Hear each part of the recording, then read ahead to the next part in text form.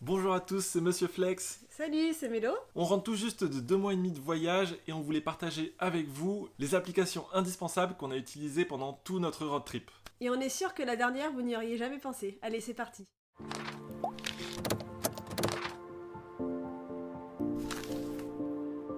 La première, c'est celle que j'utilise tout le temps, c'est vraiment mon compagnon au jour le jour en voyage, mais même dans la vie de tous les jours.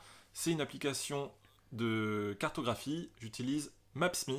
Donc c'est une application qui a l'avantage d'être hors ligne. Donc vous téléchargez les cartes à chaque fois que vous voulez aller dans un pays. Donc vous téléchargez soit une ville, une région ou le pays entier. Donc l'avantage du hors ligne, c'est que c'est hors ligne.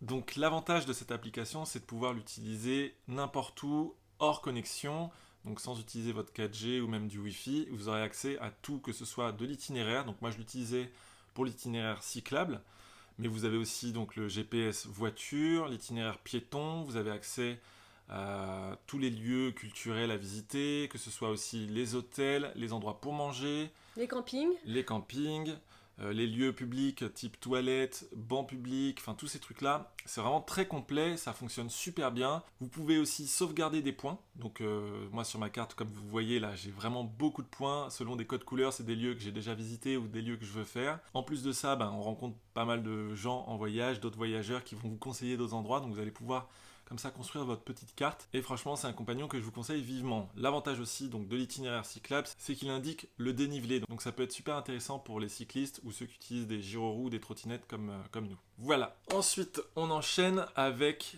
une application dédiée pour le transport à bas prix. Donc là, c'est une application qui va être utile en Europe surtout, c'est Flixbus. Donc Flixbus, comme son nom l'indique, c'est une compagnie de bus, mais il faut savoir aussi qu'ils utilisent des trains de temps en temps. Donc nous, on l'a utilisé pas mal En bus et en train. les deux. Voilà, là, on l'a fait donc dans notre dernier voyage. Le gros avantage, c'est vraiment de pouvoir voyager sur de longues distances pas chères. Après, bon, selon le car que vous aurez, ça peut ne pas être toujours très confortable dans le sens où ça peut être vite complet et, euh, et ça peut être des vieux bus, tout simplement, sans clim, sans internet, sans tout ça. Mais voilà, l'avantage, c'est de pouvoir partir pas cher. À toi. Donc la troisième application, en fait, ça va être un duo d'applications que vous connaissez certainement. Donc c'est Booking et Airbnb. Donc Airbnb, bien sûr, c'est pour loger directement chez l'habitant. Donc c'est pas gratuit, c'est pas comme Couchsurfing. Mais au moins, ça vous permet des fois d'avoir accès à des logements qui sont vraiment en cœur de ville, à un prix pas forcément moins cher que les hôtels. Pourquoi tu rigoles? Après, les prix sont pas forcément toujours moins chers que les hôtels, mais vous avez le charme de l'habitant. Vous pouvez aussi rencontrer des personnes sur place, qui vont vous expliquer un peu comment on vit dans le pays. Peut-être, si vous tombez chez des gens cool, aussi qui vont pouvoir vous faire découvrir leur ville. Donc ça peut être vraiment intéressant aussi pour le côté humain. Et l'autre application qu'on utilise toujours, c'est forcément Booking. Alors on ne réserve pas forcément sur Booking parce que vous avez une commission qui peut parfois être importante, donc c'est toujours bien après de checker un petit peu sur le site directement de l'hôtel ou de l'auberge de jeunesse s'ils en ont un. Mais au moins ça vous permet de pouvoir scanner un peu tout ce que vous avez dans la ville. Et nous, ça nous a vraiment beaucoup aidé, que ce soit pour les auberges, les hôtels, les campings. Et vous avez aussi des particuliers maintenant qui se mettent un peu aussi à mettre leurs hébergements sur Booking. Alors nous, on l'utilisait surtout dans les grandes villes parce que c'est là où on peut avoir de mauvaises surprises Mhm. sur les tarifs et les disponibilités. C'est vrai qu'en règle générale, quand on va être dans des petites villes, voire la campagne, c'est bivouac ou camping. Mais bon, voilà, c'est intéressant d'avoir cette application. Important en voyage, forcément, c'est de pouvoir communiquer. Et des fois, les gens parlent pas forcément bien l'anglais, ou en tout cas la langue que vous parlez. Et c'est important d'avoir un traducteur. Donc nous, en tout cas surtout moi, j'ai beaucoup utilisé l'application Google Translate. L'avantage comme Maps.me, c'est de pouvoir l'utiliser hors ligne. Donc là, vous allez pouvoir télécharger pas mal de langues en amont et pouvoir communiquer, que ce soit à l'écrit ou à l'oral, avec quelqu'un. Donc il y a vraiment des bonnes fonctionnalités, ça marche plutôt bien. Si vous faites vers l'anglais, c'est quand même plus facile pour les langues asiatiques.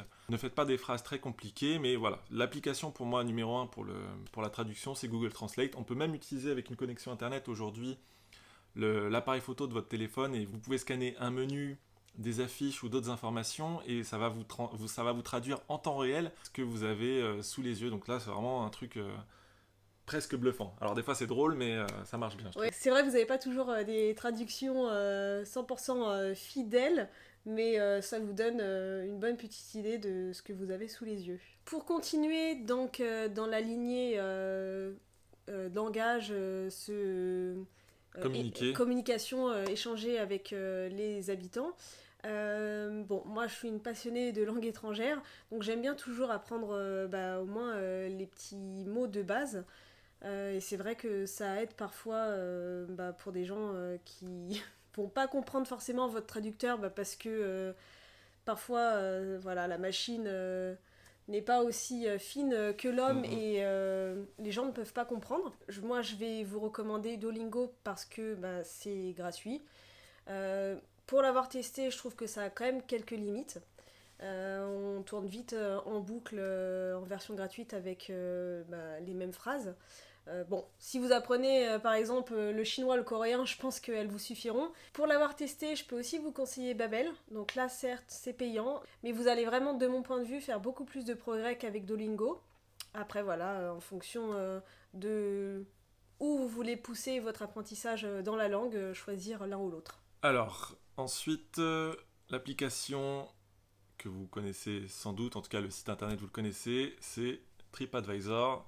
TripAdvisor, c'est un incontournable aujourd'hui pour vraiment choisir, sélectionner un peu mieux ses hébergements, mais surtout ses restaurants. Nous, c'est Bah nous plutôt voilà, c'est comme ça qu'on l'a utilisé. c'est plié. Au début, on s'en est pas servi et on a été déçus quelques fois et on s'est dit ok, maintenant on se fait pas avoir par l'odeur, par les assiettes. On prend quand même le temps de regarder un petit peu les avis sur internet. Ça permet aussi de choisir vos restaurants en fonction de ce que vous voulez manger, dans le sens où si vous avez des allergies, si vous êtes végétarien comme moi, vegan et d'autres choses comme ça, vous avez donc souvent le menu qui est pris en photo par quelqu'un qui l'a mis sur l'appli. Donc vous avez les prix, mais surtout voilà, savoir ce que vous allez pouvoir manger avant d'aller sur place. Donc c'est vrai que nous on l'a beaucoup utilisé. Après, c'est pas tout le temps fiable, hein, Mm. ça reste des avis personnels parce que chacun voilà, a ses propres goûts en matière de Il faut nourriture, le mais dire, hein, tous les avis ne sont pas forcément toujours c'est ça. objectifs. Mais bon, en tout cas, ça peut donner effectivement au moins une petite idée de où vous mettez les pieds. C'est ça. Alors, par contre, autre petit conseil sur TripAdvisor, mettez en priorité les avis français. Parce que pour ça aussi, on s'est fait avoir. Sur certains restaurants, vous avez forcément des avis de toute nationalité.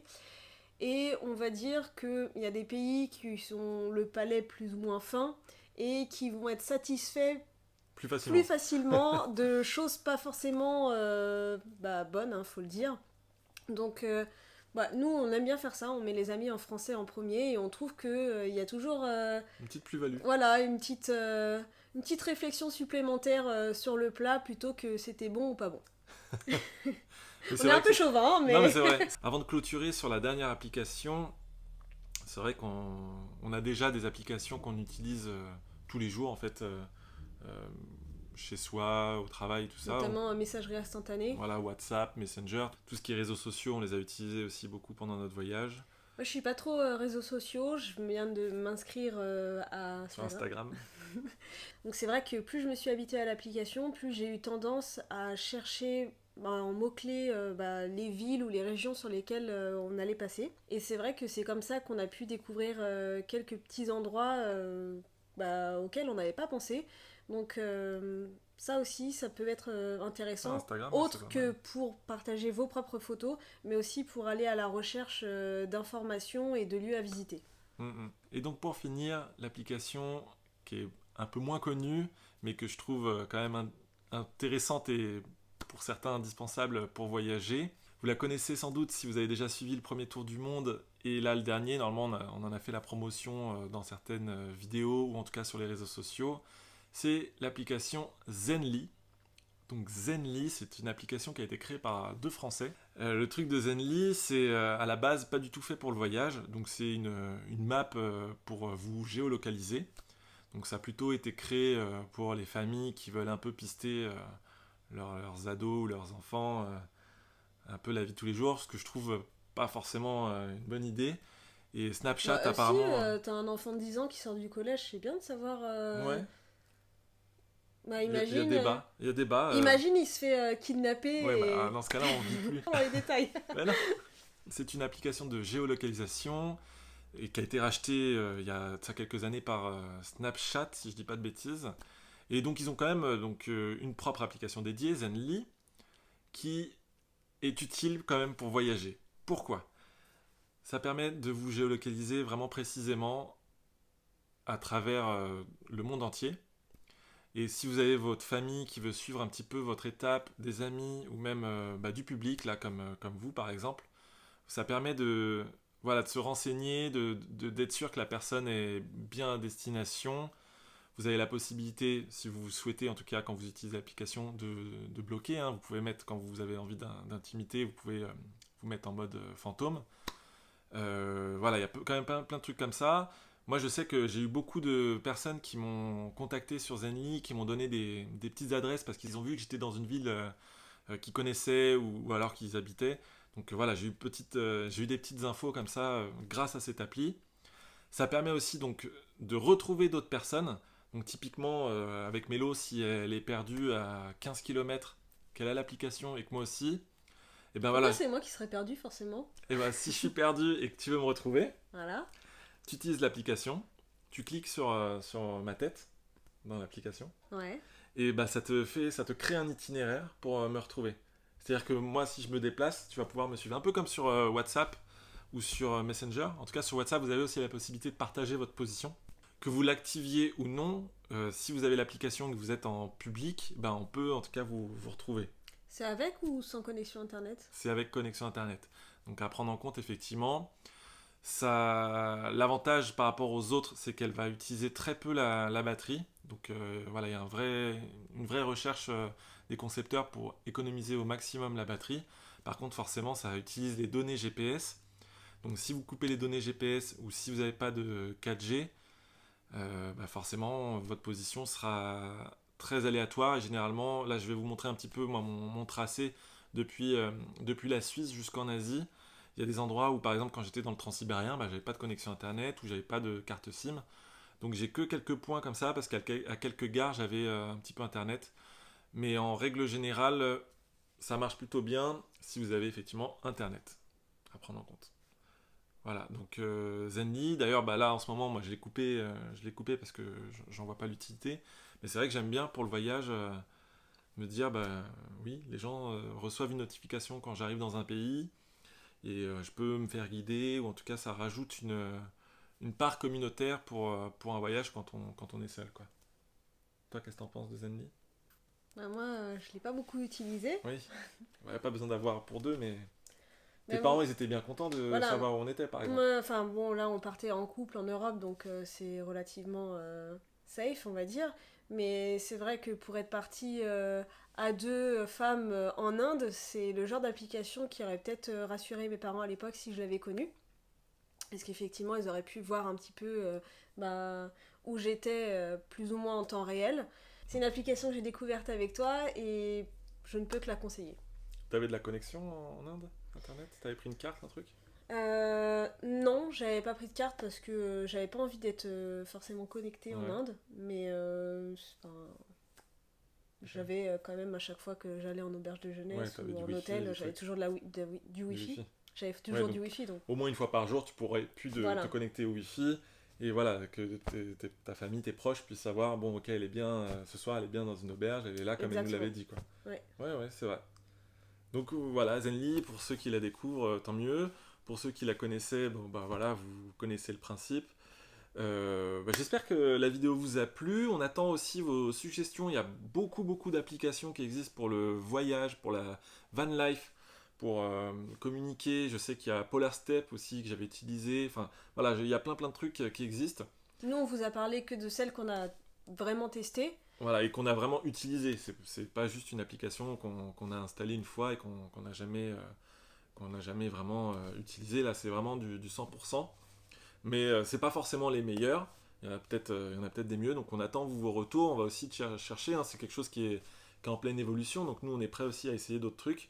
Vu qu'on a envie de partir encore à l'autre bout du monde. On attend vos suggestions. C'était Mieux Flex et Mélo, à la prochaine. Salut!